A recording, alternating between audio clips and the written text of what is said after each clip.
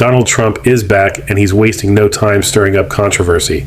From nominating a wrestling mogul for education secretary to appointing a TV doctor with a history of promoting questionable health advice, it seems Trump's cabinet picks are making waves and raising eyebrows. Is this the kind of leadership America needs? Or are we heading for a political circus? Trump nominated 2 more billionaires to his cabinet. As another billionaire, Elon Musk, came to the defense of Trump's Attorney General nominee, Matt Gaetz, who's not a billionaire, but only because he doesn't like any number higher than 18. Oh, and Dr. Oz is back. First up, Linda McMahon as education secretary. Yes, the WWE co-founder, from the wrestling ring to running America's schools. What's the connection? Trump has also picked major Republican donor and former pro wrestling executive who is helping with his transition, Linda McMahon, for education secretary. Wrestling executive Linda McMahon. You might remember her from being head of small business in Trump's previous administration, or you might remember her from the time she kicked her husband in the balls. Linda rose from her chair!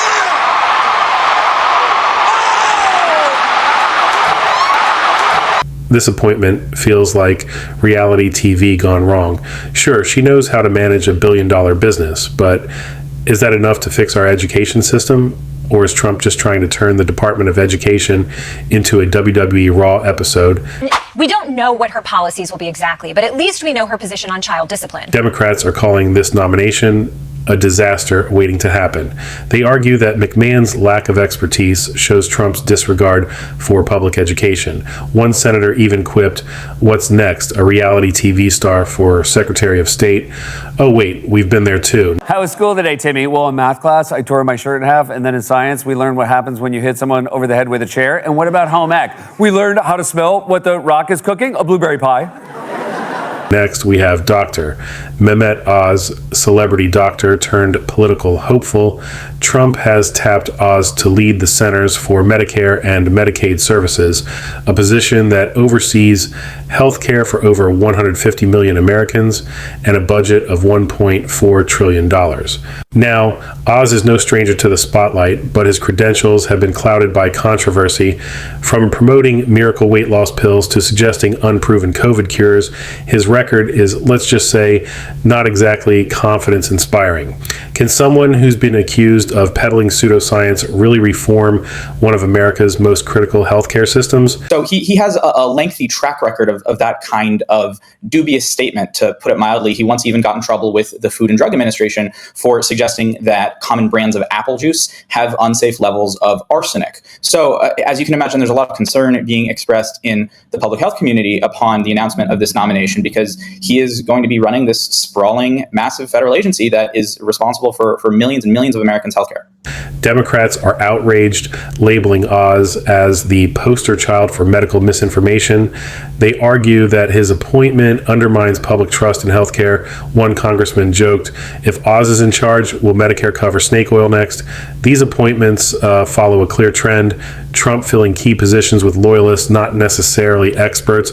Howard Lutnick, another ally, is set to lead the Commerce Department. Critics say these picks prioritize loyalty over qualifications, turning the cabinet into a club of Trump supporters. We've got now a worldwide wrestling executive who's going to run education.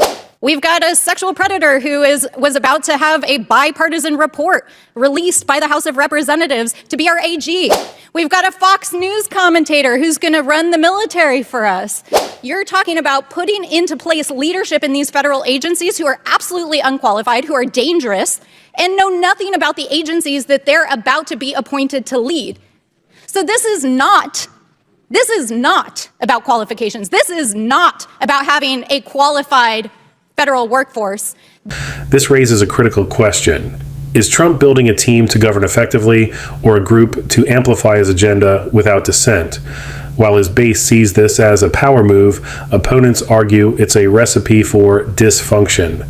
Democrats warn that such selections risk politicizing critical agencies. One senator stated Trump's cabinet is shaping up to be less about governance and more about loyalty tests. To make matters worse, Linda McMahon is currently named in a lawsuit alleging that WWE leadership allowed the abuse of minors.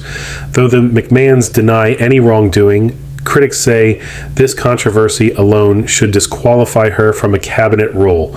Imagine the backlash if such allegations surfaced about a Democratic nominee. The double standards are glaring, and it's clear this is more about political allegiance than accountability. Democrats are demanding McMahon withdraw her nomination, arguing that the Department of Education must be led by someone with a spotless record, not someone embroiled in legal scandals.